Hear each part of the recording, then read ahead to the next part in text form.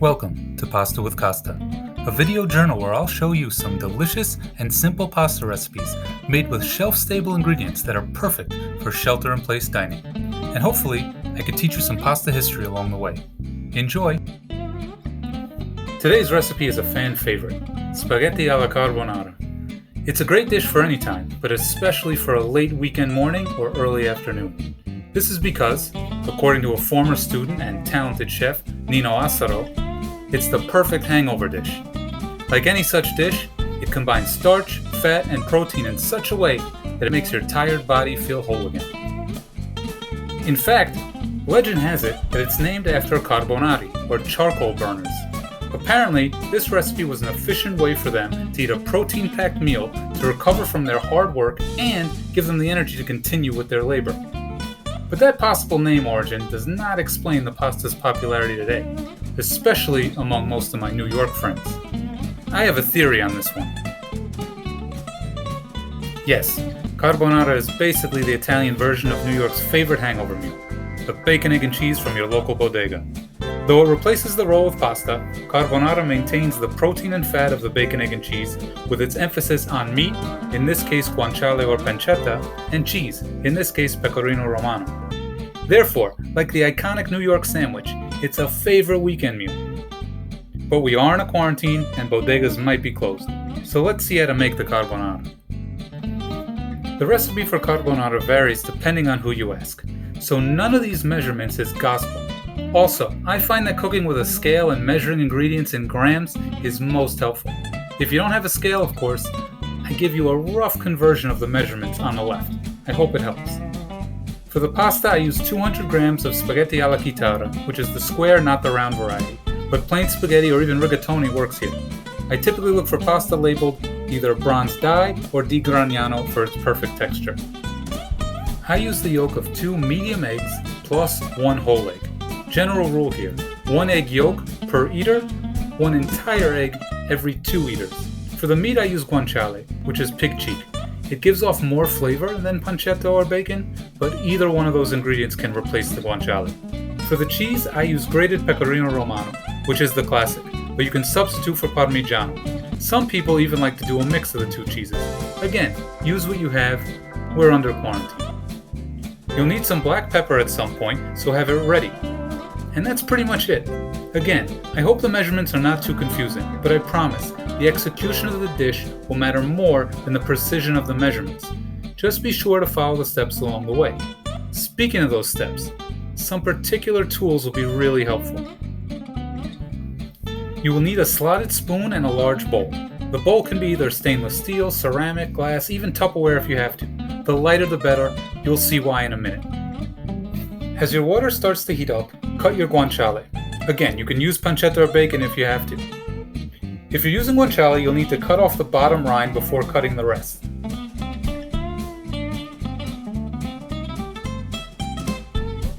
Then you cut your piece in half, cut that into strips, and then cut those into smaller cubes.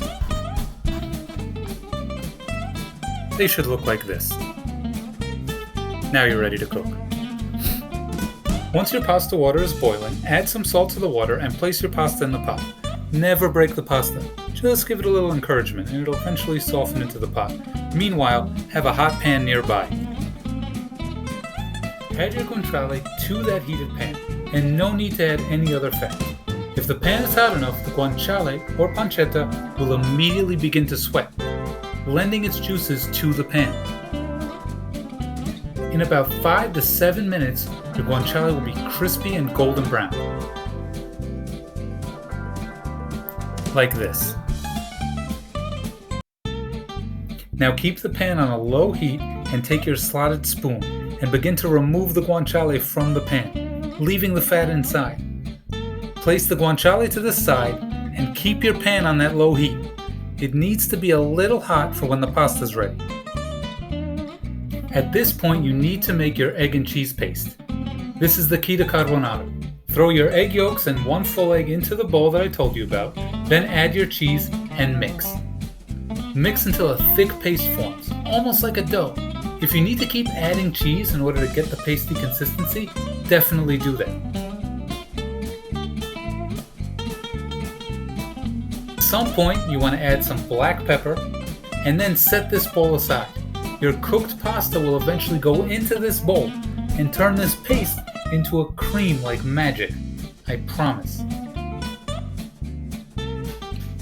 Once the pasta is al dente, which is usually 1 to 2 minutes less than the time suggested on the package, the fun begins. Remove the pasta with a pair of tongs and add it to the pan with the guanciale fat.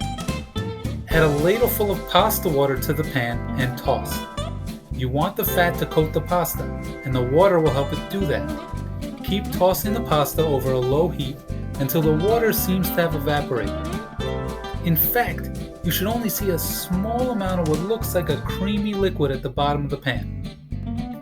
Once it looks like this, grab your egg and cheese bowl.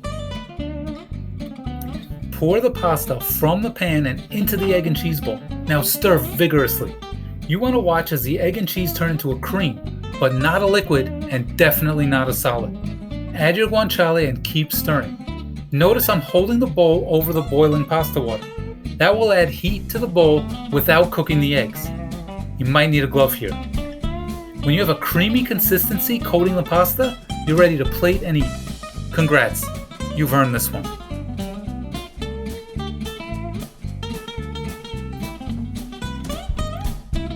Time to taste test. My wife doesn't eat eggs, so she's gonna pass. My cat will definitely want to eat this, but cats shouldn't be eating that much cheese. So he's gonna have to be quarantined from the table. So it's their loss. That just means more for me. And I am more than happy with it. So here it is again, spaghetti alla carbonara. Some eat it with white wine, others with red. In keeping with the weekend hangover theme, I'm enjoying it with Prosecco. Speaking of the hangover theme, for a much more scientific and aesthetically pleasing version of this recipe, please watch Nino Assaro's video by searching the following title on YouTube. Nino is a brilliant chef and he was born in Italy, so he's much more authentic than I am. Also, the video was made with the help of David Orlando and Max Zimmerer, who are two great young film editors. Regardless of how you make the recipe, I hope you enjoy it. As always, stay safe and see you next time on Pasta with Costa.